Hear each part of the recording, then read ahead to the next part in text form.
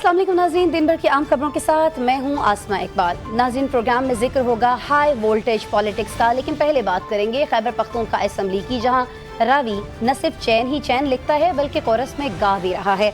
रवां बरस 30 अप्रैल को खामोशी से पास होने वाले केपी स्पीकर, डिप्टी स्पीकर मराद इस्तिस्ना और तनख्वाहों के कानून में तरमीम के तहत अब मौसम कैसा ही गर्मो मरतूब क्यों ना हो, ये दोनों असहाब ठंडी ठार एयर कंडीशन कार नहीं बल्कि कारों में कहीं भी जा सकते हैं।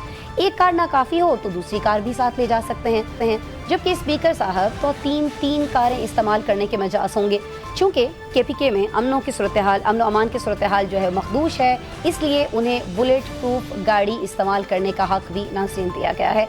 कानून ये कहता है कि उन्हें बैरून मुल्क सफ़र दरपेश हो तो उनके बच्चों के बिजनेस क्लास एयर टिकट्स भी सरकारी ख़जाने से ख़रीदे जाएंगे। बैरून मुल्क क़याम आरामदेह रहे, इसलिए 2 निजी मुलाजिम भी साथ ले जा सकते हैं। इसी बिल के साथ अरकान कौमी असम्बली के मराद का बिल भी पेश किया गया था, जिस पर आने वाले अवामी रद्द-ए-अमल के बाद वज़ीर आला KP सुहेल आफरीदी ने बड़ा बोल्ड कदम उठाते हुए इसे नज़रसानी के लिए रोक लिया था, लेकिन ये बिल बचकर असम्बली की वेबसाइट तक पहुँच चुका है। अब एक बार फिर शोर उठा है कि 35.3% गुर्बत की शरह रखने वाले KP में स्पीकर और डिप्टी स्पीकर के लिए ये सुख चैन की इम्तियाजी पॉलिसी क्यों है। इस क्यों का जवाब हमारे साथ मौजूद है KP के वजीर तला शफी जान साहब, जानने की कोशिश करेंगे। बहुत शुक्रिया शफी साहब, आपने हमें ज्वाइन किया। शफी साहब, ये फरमा दीजिएगा कि 30 अप्रैल 2026 वाला जो बिल था, उसमें आज जिस तरह से अरकान KP असम्बली को मराद देने की बात हुई, तनख्वाहों की बात हुई, अलाउंसेस की बात हुई, और जिस तरह से उसके ऊपर रिएक्शन आया अवामी, उसके बाद आप लोगों ने इस बिल को नज़रसानी के लिए रोक लिया था। उसके साथ ही सर ये वाला बिल भी था स्पीकर डिप्टी स्पीकर का, इस बिल को सर क्यों नहीं रोका गया? सबसे पहले आपका शुक्रिया। जहां तक स्पीकर और डिप्टी स्पीकर की मराद की आपने बात की, तो उस चीजों को भी वापस लिया गया है। जो 1988 के एक्ट में जो चीजें थी वही चीजें हैं। बात बड़ी सिंपल है कि यहाँ पे जो हुकूमत है वो अवाम की हुकूमत है। एक ब्लू पासपोर्ट को जिस तरीके से प्रोपेगेट किया गया और फिर उसको वापस ले लिया गया, देखिए अवाम को जिस चीज पे तहफ़्फ़ुज़ात होंगी वो चीज इस असेंबली से और ये कैबिनेट पास नहीं करेंगी। हमें अंदाजा है कि हम वोट के जरिए आए हैं और हमने दोबारा वोट के जरिए ही अवाम के पास जाना है और उनसे वोट लेना है। तो हमें इस बात का अंदाजा है और हम ऐसी कोई भी कानून साजी नहीं करेंगे जिससे अवाम की तहफ़्फ़ुज़ात होंगी। देखिए, जब ब्लू पासपोर्ट का इशू बना आसमा साहिबा, तो मैंने उस टाइम एक प्रेस कॉन्फ्रेंस की और मैंने कहा कि 57,000 ब्लू पासपोर्ट पाकिस्तान में हैं। अगर 1,000 पार्लियामेंटेरियन है तो 56,000 किसको मिले हैं? कोई उस पर बात ही नहीं कर रहा, ना ही कोई डेटा दिया जा रहा है। 1300 रेड पासपोर्ट इस वक्त पाकिस्तान में है, इस पे भी कोई बात नहीं कर रहा। देखिए, ब्लू पासपोर्ट को प्रोपेगेट इसलिए किया गया था कि इसहाक डार के केस को दबाना था। 30 अप्रैल को ये कार्रवाई होती है, 6 मई को एक एक्ट पास होता है, 6 मई को गवर्नर साइन करते हैं और 7 मई को गैजेटेड नोटिफिकेशन है। 7 मई से लेकर 7 जुलाई तक कोई इस पे बातचीत नहीं होती। 60 दिन है बीच में, तमाम प्रेस गैलरी में नुमाइंदे मौजूद होते हैं मीडिया के, कार्रवाई को लाइव ब्रॉडकास्ट किया जाता है। एक और चीज आसमा साहिबा के, जब ये ब्लू पासपोर्ट का इशू आपने खैबर पख्तूनख्वा के मुतालिक जब उठाया, तो उसी असना में सेनेट में एक बिल पेश हुआ। अब्दुल कादिर जो कि एक्स सेनेटर है, वो एक बिल लेके आए और उन्होंने कहा कि सेनेटर की जो बच्चे हैं उनको 28 साल तक ब्लू पासपोर्ट एक्स सेनेटर्स को दिया जाए। तलाल चौधरी ने उसको सपोर्ट किया और जब खैबर पख्तूनख्वा का ब्लू पासपोर्ट का इशू था तो उसी तलाल चौधरी ने उसकी मुखालफत की। तो ये मुनाफकत क्यों? मीडिया क्यों खामोश है इन बातों पे? सिर्फ खैबर पख्तूनख्वा ही मीडिया का टारगेट क्यों है? बजट होता है तो खैबर पख्तूनख्वा कोई और। अच्छा, मैं इसका जवाब दे दूं आपको, मैं इसका जवाब दे दूं शफी साहब आपको। आपने कहा कि खैबर पख्तूनख्वा ही क्यों? क्योंकि खैबर पख्तूनख्वा में उस पार्टी की हुकूमत है जो तब्दीली का नारा लगाती है। बाकी जो जमातें हैं, सुन लीजिए ना, सुन लीजिए। अब उसका भी मैं जवाब देती हूँ आपको। वैसे तो सवाल मुझे करना है क्योंकि मैं एंकर हूँ, आप हमारे मुअज़्ज़ज़ मेहमान हैं, लेकिन चलिए नहीं पूछ लीजिए। आप पूछ रहे हैं, मैंने आपको पहले सवाल का जवाब दे दिया क्योंकि आपकी पार्टी KP में हुकूमत में है। आप वो पार्टी है जो तब्दीली का नारा लगाते हैं, बाकी तो नहीं लगा रहे ना, आपका नारा है तब्दीली का। और मुझे याद है कि जब पंजाब असम्बली में वहाँ के मेंबरान की तनख्वाहें बढ़ी थी तो इमरान खान साहब की तरफ से क्या रिएक्शन आया था? मुझसे ज़्यादा वो रिएक्शन आप लोगों को याद होगा क्योंकि आप उनकी पार्टी का हिस्सा हैं, उनकी जमात में हैं, आपके बानी हैं वो। देखिए, सारी चीजें हम समझते हैं, इन चीजों को समेट के आगे बढ़ना चाहिए। ऐसी कोई भी कानून साजी नहीं होगी। ठीक है, अच्छा फिर मेरी इस पे अर्ज सुन लीजिए कि आप उसकी ओट में کچھ بھی کرتے پھرے؟ یہ میں آپ سے پوچھ سکتی ہوں. پھر یہ اسپیکر صاحب جو ہیں یہ 3 گاڑیاں رکھیں, ڈپٹی اسپیکر جو ہیں وہ 2 گاڑیاں رکھیں. وہ واپس کر دیے گئے. گاڑیوں کا جو ایشو تھا, سن لیجیے. نہیں اب جو گاڑی نہیں آپ حقائق کو ذرا اچھا واپس کر دیا گیا, یہ آپ فرما رہے ہیں واپس کر دیا گیا؟ جی بالکل. لیکن ابھی بھی پورٹل پر, ابھی بھی ویب سائٹ پر ایکٹ میں, اچھا جو 1988 کے ایکٹ میں جو چیزیں اسپیکر اور ڈپٹی اسپیکر کو الاؤڈ ہے وہی چیزیں ہوں گی. اگر کوئی ایکسٹرا مراد کا بل یہ لے کے آئی بھی ہے, ان کے بچوں کے بزنس کلاس کے ٹکٹس بھی. اگر آپ مجھے بات نہیں کرنے دے گی پھر تو اس طرح نہیں ہوگا نا. دیکھیں میں آپ کو بڑا واضح کر رہا ہوں اسما صاحبہ, دیکھیں جو مراد کا بل تھا اسپیکر اور ڈپٹی اسپیکر صاحبہ کا, ان کو واپس کر دیا گیا ہے. جو 1988 ایکٹ میں جو چیزیں اسپیکر اور اسپیکر صاحبہ ڈپٹی اسپیکر کو الاؤڈ ہیں وہی چیزیں ہوں گی. وہ کیا ہے وہ بتا دیں. وہ میرے پاس اس وقت ایکٹ تو موجود نہیں ہے, میں ایکٹ لے آؤں گا تو آپ کے سامنے. تو پھر آپ کو یہ کیسے معلوم ہے کہ جو چیزیں اس میں تھیں یہ وہی ہیں؟ ہو سکتا ہے جب آپ کو یہی نہیں معلوم کہ اس میں کیا چیزیں تھیں تو یہ وہ چیزیں میچ کرتی ہیں نہیں کرتی ہیں, آپ کو کیسے پتا ہے شفیع صاحب؟ دیکھیں اس بارے میں میری اسپیکر صاحب سے بھی بات ہوئی ہے, اس بارے میں میری سیکرٹری جو ہمارے اسمبلی کے ہیں اس سے بھی میری بات ہوئی ہے, اور انہوں نے بڑا کلیئر کہا ہے کہ تمام تر چیزوں کو واپس کر دیا گیا ہے. جو 1988 کا ایکٹ ہے اسی کے مطابق جو مراد اسپیکر اور ڈپٹی اسپیکر کو حاصل ہوں گی وہی ان کو دی جائیں گی. اچھا, یہ 1988 کے ایکٹ میں ہے کہ جب وہ اپنے بچوں کے ساتھ ٹریول کریں گے تو اس کا بوجھ جو ہے وہ سرکاری خزانہ اٹھائے گا, عام عوام کا جو ٹیکس کا پیسہ ہے وہ ان کے اس کے ٹکٹس خریدے جائیں گے. دیکھیں اگر ایسے کوئی دیکھیں میں اس چیز کا مخالف ہوں. اچھا, کیونکہ کوئی بھی ٹیکس کا پیسہ جو ہے اس قسم کا ضائع نہیں ہونا چاہیے. جی مجھے اب اس کا اندازہ نہیں ہے کہ 1988 ایکٹ میں یہ چیز ہے یا نہیں ہے. اچھا, لیکن میں آپ کو یہ شور کرا رہا ہوں کہ جو چیزیں وہاں پہ ہیں, جو 1988 کا ایکٹ پاس ہوا ہے اسی کے مطابق چیزیں تمام ہوں گی. اچھا مجھے بتائیے کہ یہ 2 ملازم ساتھ جائیں گے, اب ظاہر ہے میں آپ سے بھی نہیں پوچھ سکتی کہ کوئی ملازم ساتھ نہیں ملازم ساتھ نہیں جائیں گے, یہ آپ فرما رہے ہیں 3 گاڑیاں 2 گاڑیاں, یہ 1988 کے ایکٹ کے مطابق آپ نے کہا کہ وہ ہیں. نہیں آپ دیکھیں, آپ اگر پورا شو اس پہ کریں گی, میں یہ کوئی اتنا بڑا ٹاپک نہیں ہے کہ آپ پورا شو اس پہ کر رہی ہیں. سر کے پی کے عوام کا یہ پیسہ ہے, دہشت گردی کا شکار وہ صوبہ ہے, آپ لوگ یہ گلا کرتے ہیں کہ جی وہاں پر آپ کے پاس تو دہشت گردوں سے لڑنے کے لیے جو وسائل ہونے چاہیے وہ نہیں ہیں, تو پھر یہ وسائل جو ہیں یہ اسپیکر پر ڈپٹی اسپیکر پر خرچ کرنے کے لیے کیوں ہیں؟ سر اس طرح کے بل کیسے آ جاتے ہیں؟ شفیع جان صاحب دیکھیں بڑے احترام کے ساتھ جہاز پہ آپ کو بات کرنی چاہیے. ہم نے کی سر بات, سر ہم نے کی, سر آپ نے تو نہیں خریدا نا کہ میں آپ سے وہ سوال کروں. سر دیکھیں شفیع جان صاحب جب میں شمائلہ رائنا صاحبہ سے بات کروں گی, جب میں نون لیگ کے کسی رہنما سے بات کروں گی, جو کہتی ہے کہ 50 روپے کا لیٹر مہنگا کر دیا, ہم 150 کا بھی کر سکتے ہیں, آپ کیا کر سکتی ہیں؟ ایک وزیر اٹھتی ہے وہ کہتی ہے, جو کہ ایک دائی کی بیٹی ہے, مطلب میں دائی کوئی برا پیشہ نہیں ہے, اس کی بیٹی ہے, اور وہ کہہ کے اسمبلی میں اٹھتی ہے, وہ کہتی ہے کہ 11 ارب کا جہاز میں نے خریدا ہے, ہاں کچھ کر سکتے ہو تو کر لو. اس پہ کہہ کے لگتے ہیں, ہے ہمت کرے اس پہ کوئی بات کر سکتا ہے اس پہ.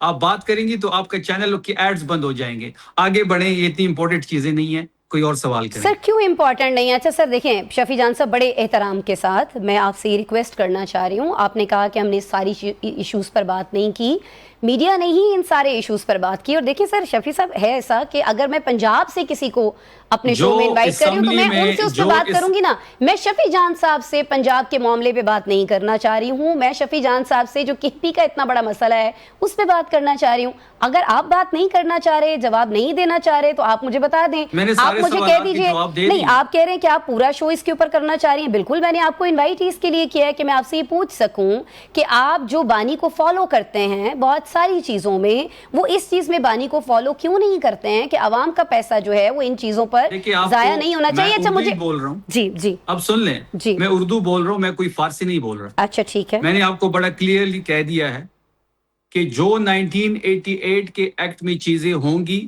ٹھیک ہے, وہی چیزیں انٹیکٹ ہوں گی.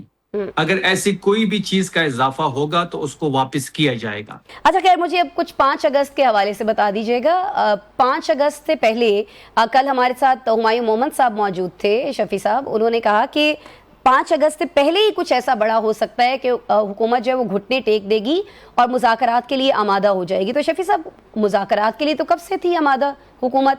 پرائم منسٹر جو ہے وہ تو اسمبلی فلور پر کہہ چکے ہیں. ہم اپنا پاور شو کرنے جا رہے ہیں 5 اگست کو. ہم حتمی فیصلہ کن لائے عمل دیں گے عمران خان صاحب کی رہائی کے حوالے سے. ہم کسی بھی مذاکرات کی طرف نہیں دیکھ رہے. دیکھیں 2 سالوں سے تحریک انصاف نے کوئی تحریک نہیں چلائی. 26 نومبر کے بعد سے بات کر رہا ہوں. 2 سالوں میں 8 مہینے افریدی صاحب کی حکومت رہی. افریدی صاحب اپنا ہوم ورک کمپلیٹ کر چکے ہیں. تمام مشاورت ہو چکی ہے. 5 اگست کو افریدی صاحب خطاب کریں گے. وہاں پہ تحریک تحفظ آئین پاکستان کی لیڈرشپ موجود ہوگی, تحریک انصاف کی لیڈرشپ موجود ہوگی, اور فیصلہ کن لائے عمل سب کے سامنے رکھ دیا جائے گا. عوامی پریشر ہم بڑھانے جا رہے ہیں. مذمت ہی مفاہمت کا راستہ کھولے گی, اور اس کے لیے ہم تمام طرح اپنا ہوم ورک کمپلیٹ کر چکے ہیں. ہم کسی بھی قسم کے مذاکرات کی طرف اس وقت نہیں دیکھ رہے. ہمارا فوکس 5 اگست ہے, اور اس کے بعد جو تحریک سٹارٹ ہو جائے گی ہم اس کو فوکس کر رہے ہیں. ٹھیک ہے, یعنی یہ ایک پوری تحریک شروع ہونے جا رہی ہے اور اس میں صرف اور صرف مزاحمت ہوگی, مذاکرات نہیں ہوں گے, یہ مقصد نہیں ہے اس تحریک کا. شفیع صاحب, یہ فرمایا آپ نے. 5 اگست سے پہلے ہم کسی قسم کی مذاکرات کی طرف نہیں دیکھ رہے. ہمارا فوکس جو ہے اپنے پاور شو کی طرف ہے. پنجاب کے تمام شہروں میں ریلیز نکالی جائیں گی, بلوچستان میں ریلیز نکالی جائیں گی, کراچی میں پاور شو ہوگا, اور خیبر پختونخوا میں پشاور میں جلسہ ہے جس میں تمام خیبر پختونخوا کے لوگ شریک ہوں گے. ٹھیک ہے, اور اگر اس پاور شو کے بعد حکومت آپ سے رابطہ کرتی ہے تو پھر بھی آپ ظاہر ہے یہ سارا پاور شو آپ مذاکرات کے پریشر کے لیے کر رہے ہیں نا, یہ کوئی اور مقصد ہے؟ دیکھیے اس حکومت کے اختیار میں کچھ نہیں ہے. حکومت اگر چاہتی تو 3 دفعہ گوہر صاحب چیزوں کو آگے لے کے بڑھے ہیں, وہ ڈیڈ لاک کا شکار ہوئے ہیں. اچکزئی صاحب سے تو یہ ملاقات کر نہیں پا رہے کیونکہ مقتدرہ کی حامی نہیں ہے. شہباز شریف بار بار مذاکرات کی بات کرتے ہیں, قومی اسمبلی اسپیکر جو ہیں وہ بار بار مذاکرات کی بات کرتے ہیں, اور جب مذاکرات کے لیے ٹیبل پہ ہم بیٹھتے ہیں اور ہم عمران خان صاحب کے بارے میں ان سے بات کرتے ہیں تو یہ بے اختیار ہوتے ہیں. تو ہماری مذاکرات کا جو مرکز ہے وہ عمران خان ہے.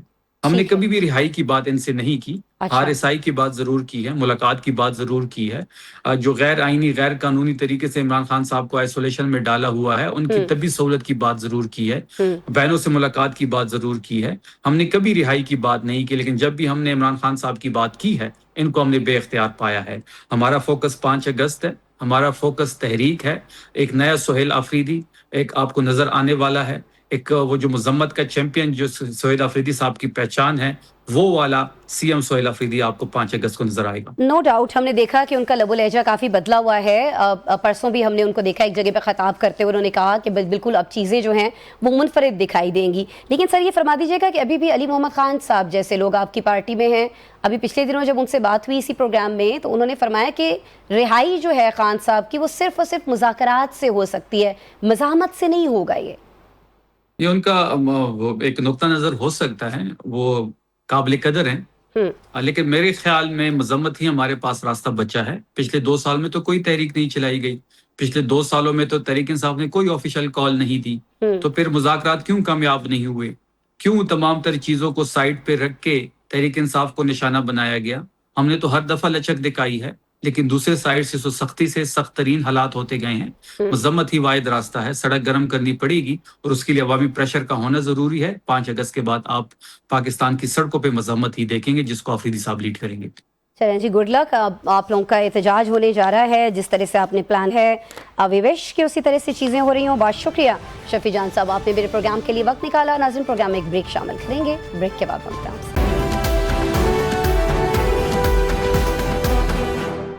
Welcome back. ناظرین ابھی کچھ بات کریں گے آزاد کشمیر کے انتخابات کی, جنہوں نے وفاق میں شیر و شکر, ہم نوالا ہم پیالہ اتحادیوں کو ایک دوسرے کے سامنے باقاعدہ صف آرا کر دیا ہے. ہم جانتے ہیں کہ میرپور ڈویژن میں انتخابات کے پہلے مرحلے میں پیپلز پارٹی اپنی اتحادی مسلم لیگ نواز پر دھاندلی کے الزامات عائد کر رہی ہے. آج بلاول بھٹو نے میرپور ڈویژن کے نتائج ماننے سے انکار کرتے ہوئے نون لیگ کا نام لیے بغیر کہا کہ یہ نسل در نسل دھاندلی کی پیداوار ہیں, اور دعویٰ یہ کیا کہ ان کے پاس 30 پولنگ اسٹیشنز پر قبضہ کر کے ٹھپے لگانے کے ثبوت موجود ہیں. بلاول بھٹو کا یہ بھی کہنا تھا ناظرین کہ ان کا پہلا وزیر اعلیٰ پنجاب دھاندلی اور وزیر اعظم RO الیکشن کی وجہ سے بنا. بلاول بھٹو کے بعد سندھ کے سینئر وزیر شرجیل انعام میمن نے بھی نون لیگ کو خونی لیگ قرار دیا اور کہا کہ یہ فارم 47 کی خیراتی مینڈیٹ رینٹ ایگریمنٹ والی حکومت ہے. شرجیل انعام میمن نے وزیر اعلیٰ پنجاب کو بھی جعلی مینڈیٹ کی وزیر اعلیٰ قرار دیا. اس سے پہلے ناظرین وزیر اعلیٰ پنجاب مریم نواز نے آج دوپہر 12 بجے ایک ٹویٹ کیا. اس میں پیپلز پارٹی پر طنز کیا کہ پیپلز پارٹی جو دھاندلی کی باریک واردات کی ماسٹر ہے, دھاندلی کا رونا رو رہی ہے. ساتھ ہی ساتھ مریم نواز نے طنزیہ انداز میں سوال اٹھایا کہ قیامت کتنے بجے ہے. ناظرین، اس سب سے پہلے پنجاب کی وزیر اطلاعات عظمیٰ بخاری نے آج نیوز کانفرنس میں کہا کہ کل بلاول نے کسی کا گلا پکڑا تھا، پھر ساری رات پیر پکڑ کر بیٹھے رہے۔ اس ساری لفظی گولہ باری اور ان جھڑپوں کے بعد آزاد کشمیر کے الیکشن متنازع تو ہوئے ہیں، ساتھ ہی ساتھ دونوں جماعتوں کی ساکھ پر بھی سوال کھڑے ہو گئے ہیں۔ ناظرین، پروگرام میں ایک بریک شامل کریں گے، بریک کے بعد ملتے ہیں آپ سے۔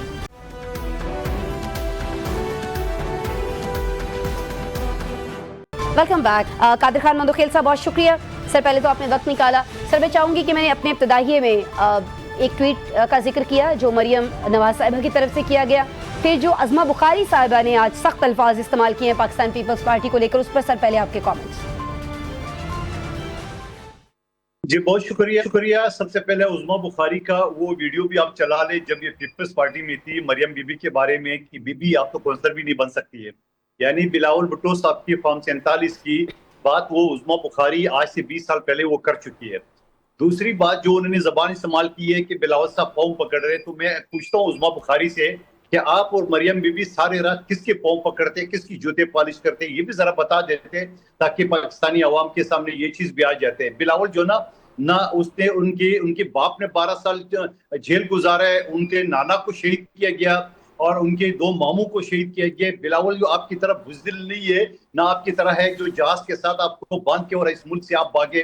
آپ لسانی پارٹی ہو، جو ہم نے پہلے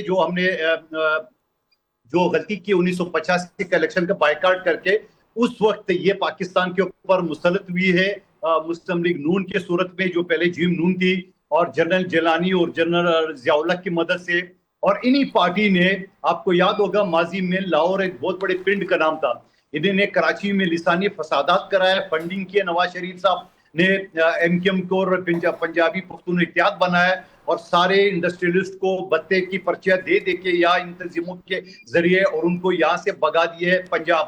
تو میں یہ سمجھ رہا ہوں کہ آپ مسلم لیگ نون کو آپ پاکستان کی پارٹی نہ کو، آپ ایک لسانی پارٹی کو، ماضی میں نواز شریف جاگ پنجابی جاگ کا نعرہ لگا چکا ہے۔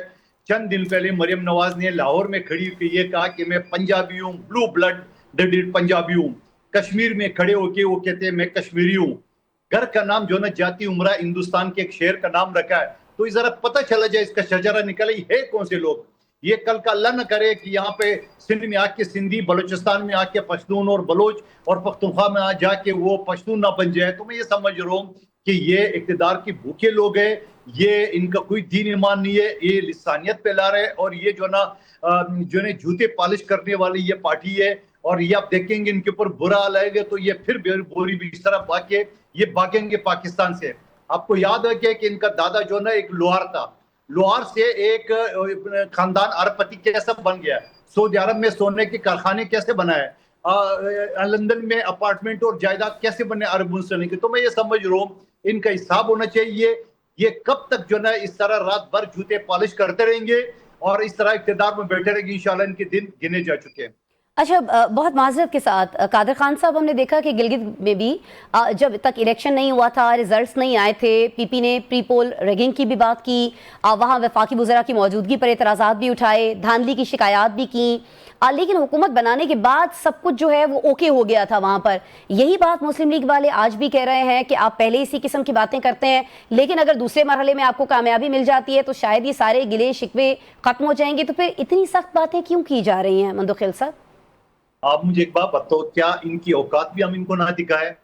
جی بی میں جس طرح وہاں بدماشی کے ذریعے سی سی ڈی کو بھیجا گیا، جس طرح ایک پٹواری کو چیف الیکشن کمشنر بنایا، جس طرح وہاں پہ اس شخص نے اپنی باپ کا ریاست سمجھ کے این او سی مانگا گیا پاکستانیوں سے، اور پھر اس کے بعد جب پہلے ریزلٹ کے 2-3 گھنٹے کے اندر پیپلز پارٹی کی 9 سیٹیں آ گئی تھی، مسلم لیگ نون کی 2 آ گئی تھی، اور پھر ریزلٹ کو کھینچا 7-8 دن، اور پیپلز پارٹی اسی 9 پہ کھڑی تھی، نون لیگ جا کے 2 سے 6 سیٹوں پہ چلی گئی ہے۔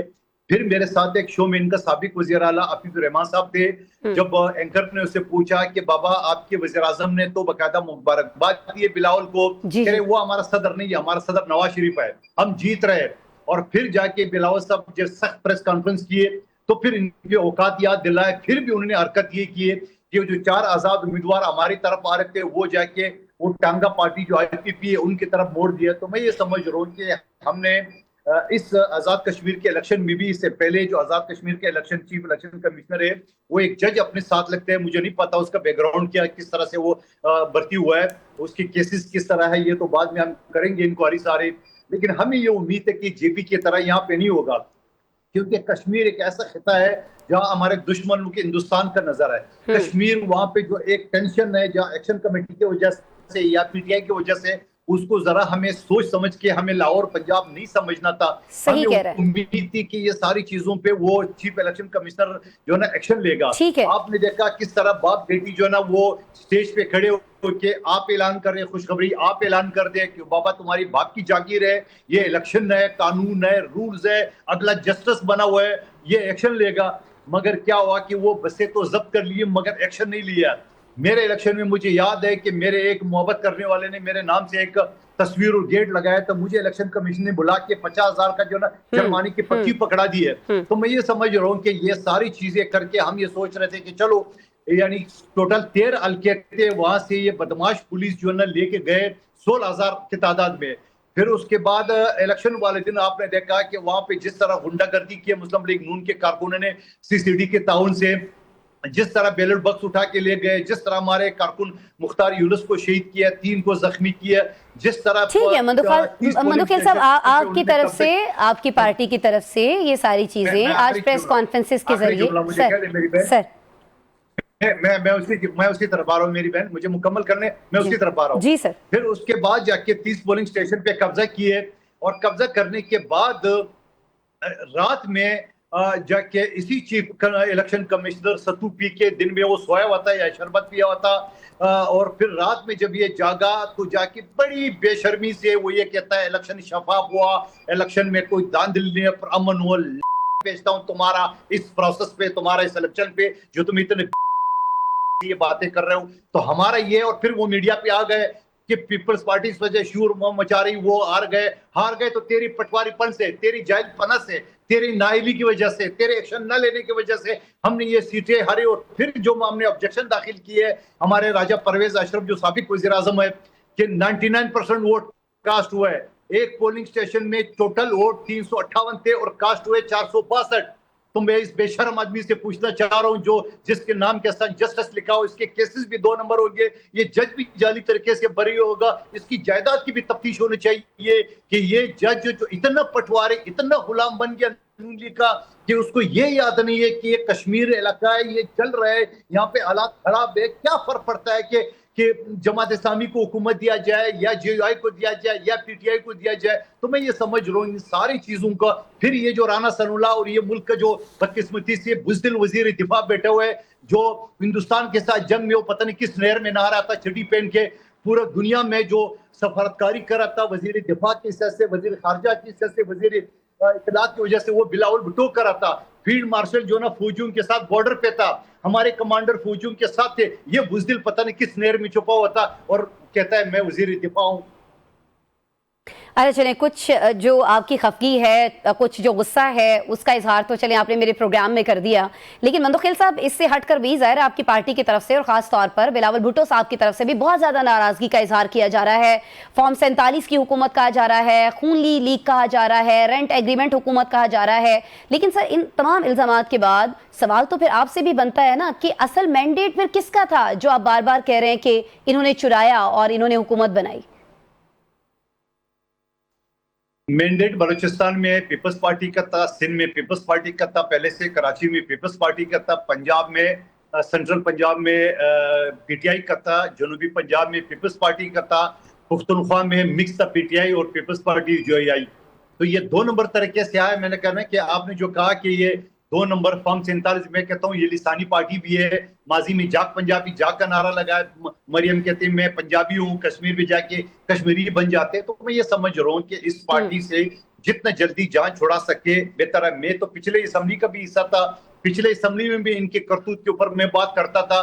مریم بھی ناراض ہو گئی اور میرے قیادت سے میری شکایت کر دیے. تو میں یہ سمجھ رہا ہوں کہ اس پارٹی سے جتنا جلدی جان چھوڑا سکے زیادہ بہتر ہے. ہاں لیکن یہ ساری چیزوں کو ایک چیز یہ بھی دیکھنا ہے کہ کیا ہم جو ڈاکٹر طارق فضل چودھری نے کہا کہ 28ویں ترمیم اگر سیدھے طریقے سے पास नहीं किया कि तो ये सिस्टम डिरेल हो जाएगा। तो मुस्लिम लीग नून तो चाहती है कि सिस्टम डिरेल हो जाए, उसके लिए मेरी पार्टी यकीनन जो क़यादत है वो इसके ऊपर फैसला करेगी, लेकिन इन सूरत हाल में मुझे नहीं लग रहा है कि मेरी पार्टी उनका साथ देगी।